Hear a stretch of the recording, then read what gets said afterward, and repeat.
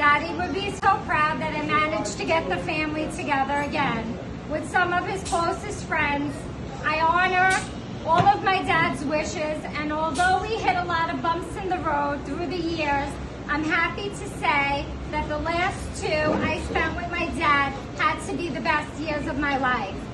I felt all the love that I have ever longed for growing up. We had many challenges in the family. Who did not talk to who was not allowed at someone's funeral. There was a lot of stubbornness in the family. My dad used to say, if you don't talk to me when I'm alive, don't come see me when I'm dead. Trust me, he meant every word. I thank my husband and my brother for giving me the push that I needed to reconnect with my dad when I did. Everything happens for a reason, and he needed more than anyone could ever have imagined God's timing. The family loved hard but fought harder. I'm glad to say we all mellowed as we got older. Well, at least some of us did, LOL. It's in the genes, I suppose. What I do know is that I never experienced death as much as I did watching my father transition. He had a moment of lucidity, which was beautiful and is something I will never forget. I am happy to say that Ricky and I were able to be with him when he took his last breath. To know he was not alone was very comforting and meant everything to us. Dad was as real as it got. He told you like it was, whether you liked it or not.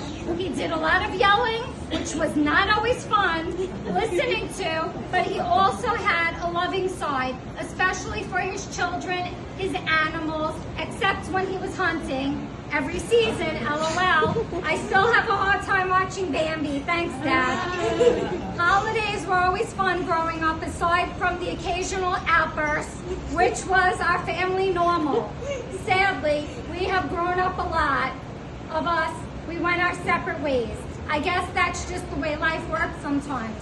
We come together for funerals, but I did not want to make this day a sad one. I wanted this day to be a day we celebrate and bring family back together again.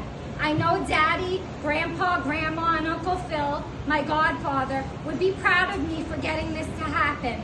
After all, I was the apple of everyone's eye. I was the only girl in this Marasio family until Francesca came along. Finally, another girl I could have used growing up. I got the best Easter baskets from Grandma and Grandpa. I was spoiled rotten. Sorry, but not sorry.